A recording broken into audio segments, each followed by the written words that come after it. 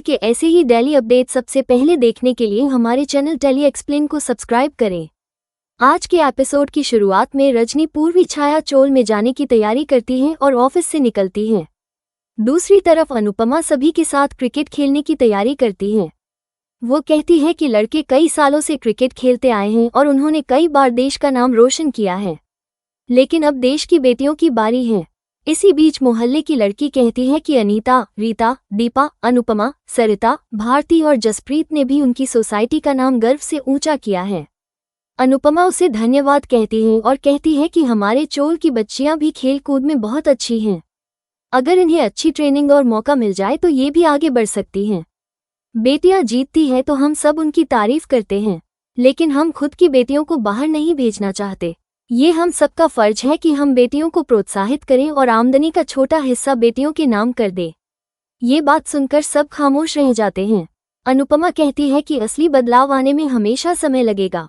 इसी बीच जसप्रीत अनुपमा के खेल में शामिल हो जाती है और उससे खेलने का आग्रह करती है। अनुपमा हंसकर पूछती है कि फिर बॉलिंग कौन करेगा। इसी दौरान सरिता रजनी के आने की घोषणा करती है और उसकी तारीफ करती है। रजनी आती है तो सभी उसका स्वागत करते हैं। अनुपमा उसे देखकर हैरान रह जाती है। अनुपमा रजनी के जूते पहनने पर ध्यान देती है और कहती है कि जब महिलाओं को काम करना होता है तो उन्हें भी जूते पहनने ही पड़ते हैं। रजनी बॉलिंग करने के लिए बोल लेती है और वह अनुपमा को देखती है। तभी वह हैरान हो जाती है। रजनी कहती है कि पहले राजनीति भी खेल की तरह ही होती थी, लेकिन अब खेल में भी राजनीति होती है। हम इस खेल में राजनीति नहीं आने देंगे। अनुपमा कहती है कि लेकिन अब राजनीति में भी खेल की भावना आनी चाहिए। इसके बाद अनुपमा क्रिकेट खेलती है। रजनी बॉलिंग करती है तो अनुपमा अच्छा शॉट खेलती है।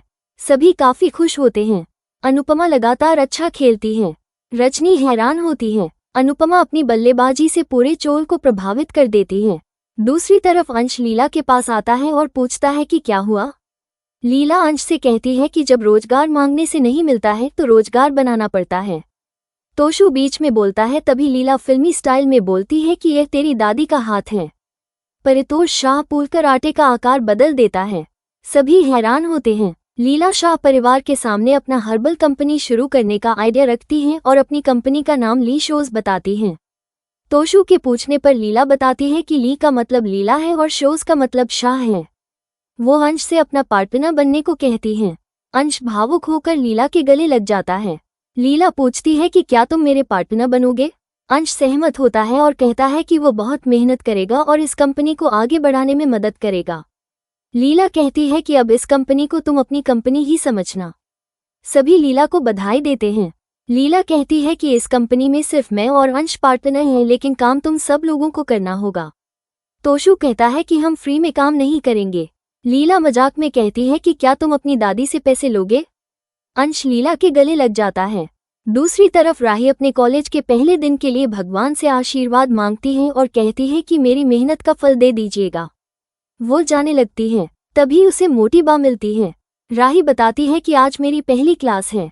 मोटी बा ताना मारती है कि पहले बहुएं बताती नहीं थी, पूछती थी तुम सब लोग घूमो, घर में हम तो नौकर हैं। राही कहती है कि कोई काम है तो बता दीजिए। मोटी बा कहती है कि पराग के मेहमान आने वाले हैं, हमारी भी सहेलियां आने वाली हैं। बहुत सारा काम है, लेकिन तुम्हें तो कॉलेज जाना है तो तुम जाओ। राही सोचती है कि मोटी बा की मदद करके कॉलेज चली जाऊंगी। दूसरी तरफ रजनी सबसे कहती है कि आप सबके बीच ऐसा लगा कि जैसे मैं अपने ही परिवार से मिलने आई हूँ। मेरे होते हुए आप सबको घबराने की जरूरत नहीं है। सरिता रजनी को अनुपमा से मिलवाती है। सभी अनुपमा की तारीफ करती हैं। रजनी कहती है कि लोग तो इन्हें अब पहचानने लगे हैं, लेकिन मैं इन्हें बहुत पहले से जानती हूँ। ये सुनकर सभी हैरान होते हैं। दूसरी तरफ मोटीबा राही को काम बताती है। तभी उन्हें अपनी सहेली का कॉल आता है तो वो राही को बताती है कि कुछ सहेलियां एयरपोर्ट से सीधा यहीं आ रही हैं। उनके लिए खाना भी बनाना पड़ेगा।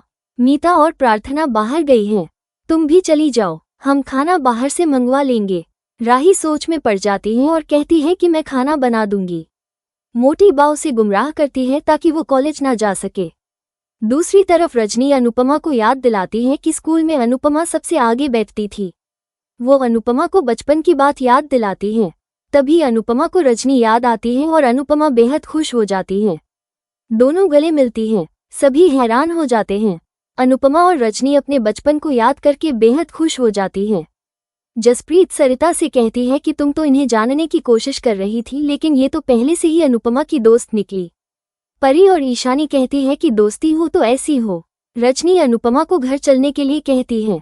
तभी उसे बताया जाता है कि उसकी मिनिस्टर के साथ मीटिंग है। अनुपमा कहती है कि कोई बात नहीं, अब तो हम मिलते ही रहेंगे। रजनी अनुपमा से पूछती है कि तुम मुंबई कैसे आए। जसप्रीत और भारती बताती है कि अनुपमा हमें 10 महीने पहले मिली थी और तब से हमारे साथ हैं। रजनी अनुपमा की तारीफ करती है और कहती है कि ये सब लोग तुम्हें इतना मानते हैं तो मेरी जगह तुम्हें राजनीति में होना चाहिए। अनुपमा मुस्कुराते हुए कहती है कि देश को तुम ही संभालो, मैं अपने परिवार को संभाल लूं, वही काफी है। इसके बाद रजनी चली जाती है। सभी अनुपमा को घेर लेती हैं और कहती है कि उसकी राजनीति में भी जान पहचान बढ़ गई है। दूसरी तरफ राही मोटीबा की सहेलियों को चाय सर्व करती है। वे राही से पूछती है कि तुम क्या करती हो। मोटीबा कहती है कि यह हाउसवाइफ है क्योंकि यह ज्यादा पढ़ी लिखी नहीं है। मोटीबा राही को नीचा दिखाती है। राही हैरान होती है। तभी माही आती है तो मोटीबा माही की तारीफ करती है कि ऑफिस का आधा काम माही ने ही संभाला हुआ है। माही राही से कहती है कि आज आपकी क्लास है तो आप जाइए। राही कहती है कि अब जाने का कोई फायदा नहीं है। माही ताना मारते हुए कहती है कि आप तो कह रही थी कि आप सब संभाल लेगी, लेकिन आपने अपनी पहली क्लास ही मिस कर दी। राही हैरान होती है। मोटी बाही को बैठा लेती है और राही से काम करवाती है। राही मन ही मन दुखी होती है। दूसरी तरफ अनुपमा जसप्रीत से कॉस्ट्यूम डिजाइनर के काम के बारे में पूछती है और सुझाव देती है कि अगर परी को ये काम मिल जाए तो यह इसमें बहुत तरक्की कर सकती है। भारती भी सहमत होती है। अनुपमा परी की तारीफ करती है और कहती है कि परी और ईशानी में बहुत टैलेंट है, बस इन्हें मौका मिलना चाहिए। अनुपमा समझाती है कि मौके मिलने पर हमें तैयार रहना चाहिए और उसे पकड़ लेना चाहिए। तभी वो कहती है कि इन दोनों को यहाँ काम तो मिल जाएगा, लेकिन इन्हें यहाँ नहीं रहना है, इन्हें घर भी छोटा लगता है। परी और ईशानी घबरा जाती हैं और कहती है कि हमें धीरे धीरे यहाँ रहने की आदत पड़ जाएगी। अनुपमा जसप्रीत से कहती है कि क्या तुम इन्हें रोजाना अपने साथ ले शूटिंग पर जाओगी, ये तुम्हारा ध्यान रखेगी। जसप्रीत पूछती है कि क्या ये दोनों रोजाना मेरे साथ जा पाएगी। परी और ईशानी खुश होकर सहमत होती हैं। जसप्रीत उन्हें साथ लेकर चली जाती है। अनुपमा खुश होती है और कहती है कि सही रास्ते पर लाने के लिए उल्टी बातें करनी पड़ती हैं। इसी के साथ एपिसोड खत्म हो जाता है। अगले एपिसोड में देखने को मिलेगा कि सभी चोल वाले अनुपमा से अनुरोध करते हैं कि वो रजनी से बात करके चोल टूटने से बचा ले। दूसरी तरफ गौतम और बिल्डर मिलकर रजनी को रिश्वत देने की बात करते हैं और साइन करने के लिए कहते हैं। अनुपमा रजनी का पक्ष लेती है तो चोल वाले कहते हैं कि राजनेता का कोई भरोसा नहीं है, वो कभी भी अपनी बात से पलट सकते हैं। अनुपमा परेशान होती है। आज का एपिसोड आपको कैसा लगा हमें कमेंट करके जरूर बताएं।